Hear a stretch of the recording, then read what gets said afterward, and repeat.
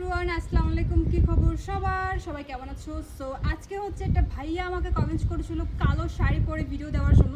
শুধু একটা ভাইয়া না, আমাকে অনেক দিন ধরেই অনেকেই বলতেছিল কালো শাড়ি পরে ভিডিও দেওয়ার জন্য, কিন্তু আমার তো কালো শাড়ি নেই, সে জায়গাতে কিভাবে ভিডিও করব।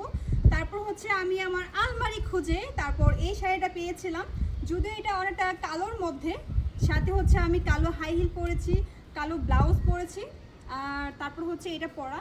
কিন্তু এই শাড়িটা হচ্ছে সুতির শাড়ি, মানে সুতির শাড়ি না ক্যারি করতে যে কি একটা ঝামেলা, মানে কুচিটা যে আমি দিছি না, এদিক দিয়ে চলে যাচ্ছে ওদিক দিয়ে চলে যাচ্ছে, মানে আমি ভিডিও করব কি, শাড়ি গুছাতে গুছাতে আমার সময় শেষ হয়ে যাচ্ছে। আর আমরা যে হচ্ছে পিছলা জর্জেট যে শাড়িটা পরি ওইটা অনেক ভালো লাগে, ওইটা হচ্ছে যেভাবে রাখবো সেইভাবেই থাকবে, এলোমেলো একদমই হবে না। কিন্তু এই সুতির শাড়িগুলো না খুব বিরক্তকর।